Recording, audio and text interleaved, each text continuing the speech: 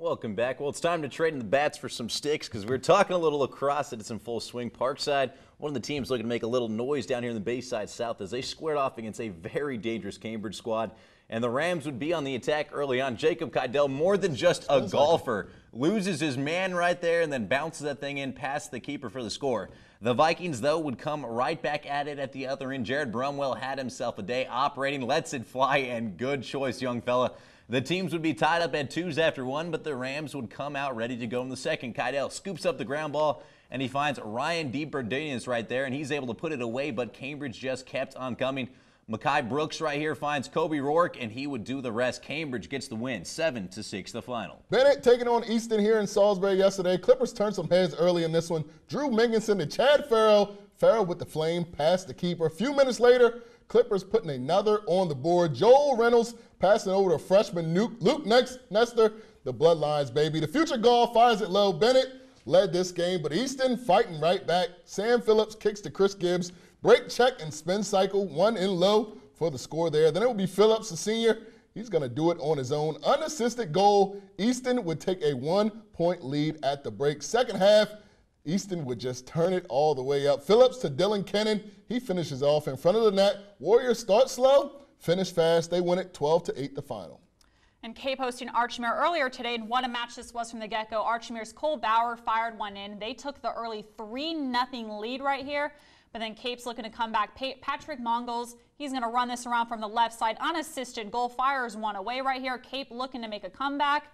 And then Archmere's Xavier Glavin goes for it. What a good shot, but he would be denied by Brant Lookup. Great goaltending right there. Nice. And then Jake Brown, he's going to get this one in past the goalkeeper. This one's good.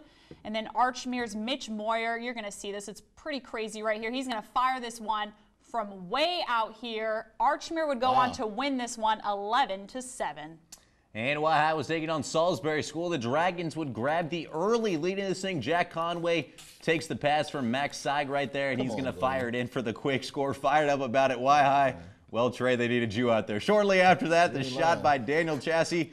The over-the-shoulder ballerina between the legs 5-hole shot is what I like to call that. It counts. Salisbury School was up 2 at the break, but Wahai comes back. Trevor LaFrance gets to start with that score, and then he comes around for another one. That actually gave them the lead to the fourth quarter. We now go, and it would be all Dragons after that. They'd have the answer right there as they get that goal right there.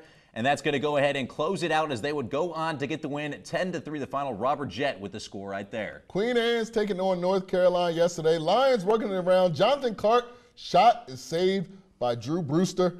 Queen Anne's gets the rebound. Ball worked back around, and Clark is there into the crease, and he is going to put it away for the score. A few minutes later, another nice save here by Brewster. He turned some heads yesterday. Queen Anne's is an improving squad, though. Clark gets into the crease again. He had 4 goals on the day. One more right there, and then one more right here by Jacob Musterman inside. Queen Anne's goes on to roll 17-0 the final.